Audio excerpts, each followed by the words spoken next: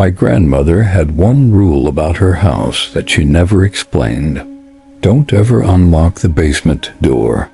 Not to get something, not to check what's down there, not for any reason. I thought it was just an old person thing until the night I heard someone knocking from the other side, from the inside. I was 13 when my parents sent me to stay with my grandmother for a spring break. They were going through what they called a rough patch, which is adult code for screaming matches at 2 in the morning, and my mom sleeping in the guest room. So they shipped me off to Grandma Carol's place in rural Pennsylvania, about 3 hours west of where we lived. Grandma Carol's house was old, like built in the 1890s old. The kind of place with uneven floors and doors that don't quite fit their frames anymore. It sat at the end of a gravel driveway surrounded by thick woods on 3 sides. The nearest neighbor was half a mile down the road. Cell service was garbage out there, and the landline had this static buzz that made every conversation sound like it was coming from underwater. The basement door was in the kitchen. Heavy wood, painted white about a dozen times over the years, with a deadbolt that looked newer than everything else in the house. The first morning I was there, I asked Grandma why it was always locked. She was making pancakes and didn't turn around. Some doors are meant to stay closed, she said. That was it. No explanation. No story. Just that one sentence delivered in a tone that told me not to ask again. But of course, that just made me more curious. I tried to bring it up casually over the next couple days. Asked if she stored anything important down there. Asked if the furnace was in the basement. Asked if there was flooding or mold or structural damage. She had an answer for everything that wasn't really an answer. The furnace is in the garage. Nothing down there worth seeing. Old houses have old problems. By the third night, I'd convinced myself it was something embarrassing. Maybe she was a hoarder and the basement was full of junk. Maybe there was a dead animal smell she didn't want to deal with. Maybe it was just weird old person anxiety about basements in general. I wish that's all it was. That third night, Grandma went to bed early like she always did. Around 9 o'clock, she'd take her medication, watch the news, and shuffle off to her room on the first floor. She slept heavy too. I'd tested it the night before by walking past her door, and she didn't stir at all. I was upstairs in the guest room playing on my phone when I heard it the first time. A soft thud, like something falling over.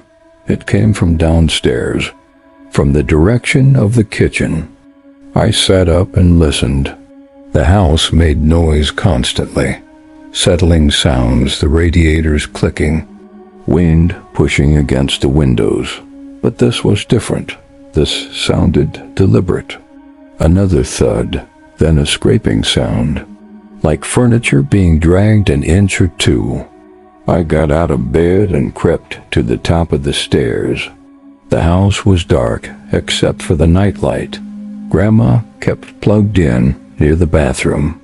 I could see the outline of the kitchen doorway from where I stood. Everything was still. I almost convinced myself I'd imagined it. Almost went back to bed. But then I heard something that made my stomach drop. Knocking. 3 slow, measured knocks. Not on the front door, not on the back door. On the basement door. From the inside. I stood frozen at the top of the stairs, trying to logic my way through what I was hearing. Maybe it was pipes. Old houses have weird plumbing. Maybe something fell against the door from the other side. Maybe a shelf collapsed or a box tipped over. But then it happened again. 3 knocks, deliberate, evenly spaced. Someone was knocking to get out. I should have woken up my grandmother right then. Should have run to her room and told her what I heard. But I didn't, because part of me, this stupid 13-year-old part that thought I was smarter than I was, wanted to know what was down there. Wanted to see for myself. I walked down the stairs as quietly as I could. The wood creaked under my weight no matter how careful I was. When I reached the bottom, I stood in the hallway and stared at the kitchen entrance. The knocking had stopped. I waited, counted to 60 in my head. Nothing. I took 3 steps toward the kitchen and stopped again. Listened. Still nothing. Was I losing it? Had I actually heard anything at all? I pulled out my phone to check the time. 10:47 p.m. The screen light felt too bright in the darkness. That's when I heard the voice. Muffled. Distant. Coming from behind the basement door. Hello? It was a man's voice. Weak and raspy, like someone who'd been yelling for hours and had nothing left. Like someone who'd been down there a long time. I should have run. Every instinct I had was screaming at me to get out of that hallway and lock myself in the guest room. But I didn't. I moved closer to the kitchen instead. Hello? The voice said again. Is someone there? I stepped into the kitchen doorway. The basement door was maybe 15 feet away from me. The deadbolt was still locked. I could see it clearly in the dim light from the stove clock. Help me, the voice said. Clearer now, please. I can't get out. My hands were shaking. Who are you? I whispered. Silence, then, who are you? The way he said it, I didn't like it. It didn't sound confused. It sounded curious. Like he was gathering information.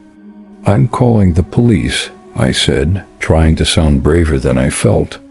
No, the voice said quickly. No, don't.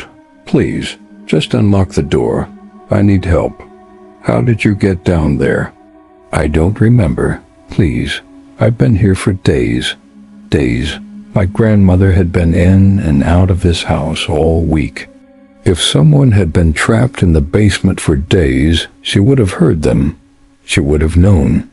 Unless she did know. Please, the voice said again. It sounded closer now. Like he was pressed right against the door. I'm hurt. I need water. Just open the door. I took a step back. I'm getting my grandma. No. The word came out harsh and sharp. Not pleading anymore. Angry. Don't wake her up, the voice said, forcing itself back into that weak, desperate tone. She'll be upset. Just open the door, I'll explain everything. I backed up further. Stop talking, listen to me. Shut up, my voice cracked. I was shaking so hard I could barely hold my phone. Just shut up. The voice went quiet. But I could hear breathing now, heavy and deliberate. Like he was standing right on the other side of the door, waiting. I turned and ran up the stairs as quietly as I could. Got to the guest room and locked the door behind me. Shoved a chair under the handle for good measure. Sat on the bed with my back against the wall and stared at the door. I didn't sleep that night, not even close. When morning came, I went downstairs and found Grandma making coffee like nothing had happened. Like the house wasn't hiding something in the basement.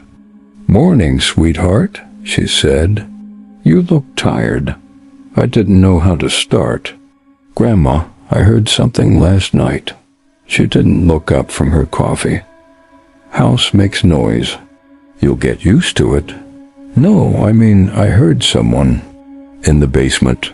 Her hand stopped mid-stir for just a second. Then she kept stirring like I hadn't said anything strange at all. That's impossible. The basement door is locked.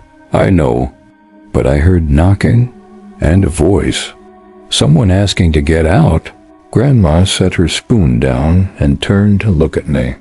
Her expression was calm, too calm. Sometimes old houses play tricks on you. Sound travels in weird ways. Could have been the wind. Could have been the radiator.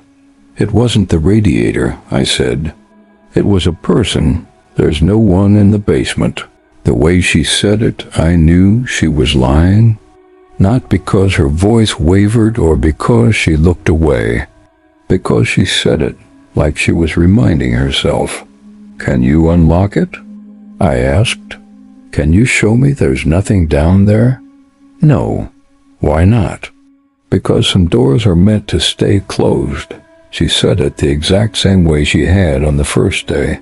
Word for word. Like it was a script she'd memorized. I didn't push it. Not then. But I watched her the rest of that day. Watched how she avoided going near the basement door. Watched how she kept glancing at it when she thought I wasn't looking.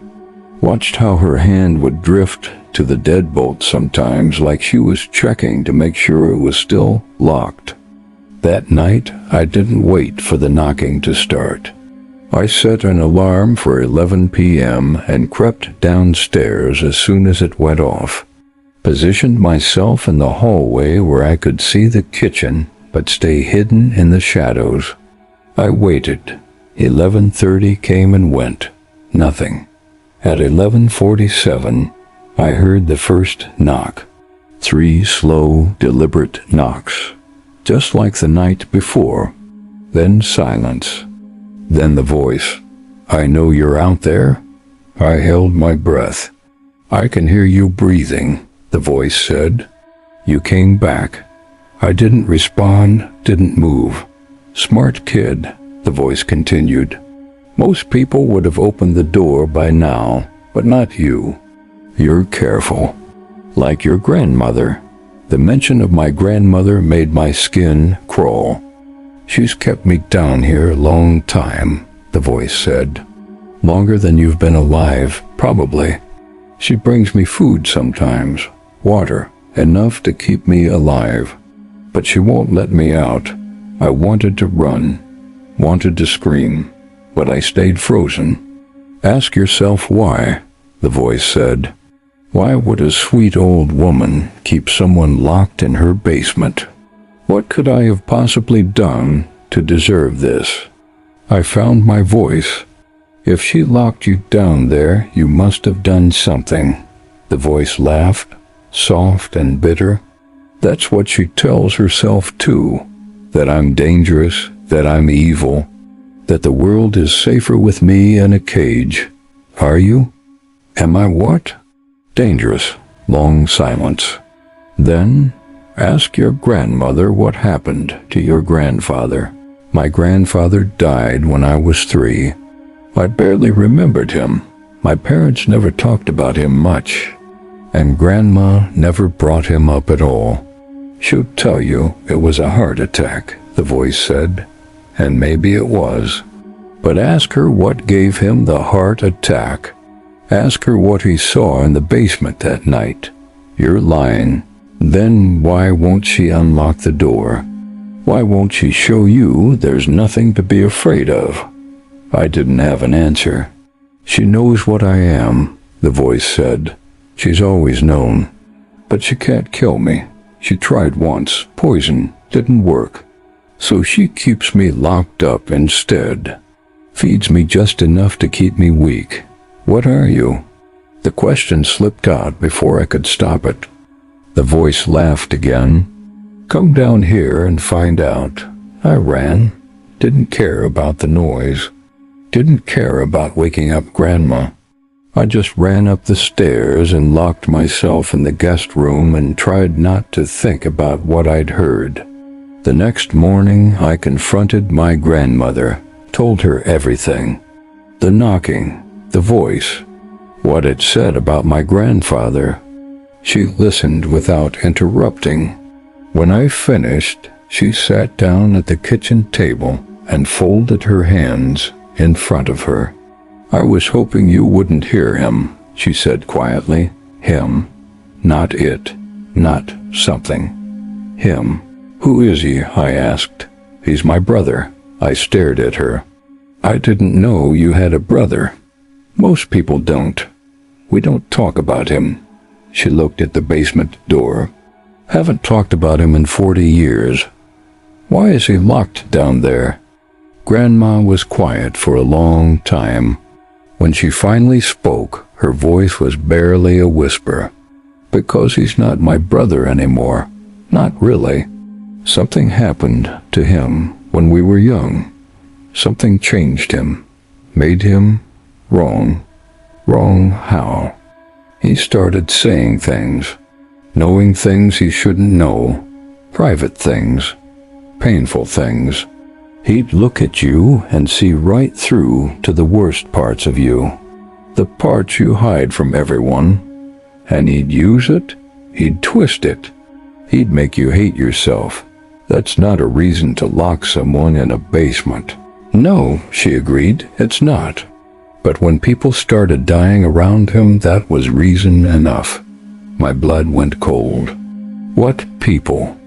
"His wife first, then his son, then our parents. All within 2 years.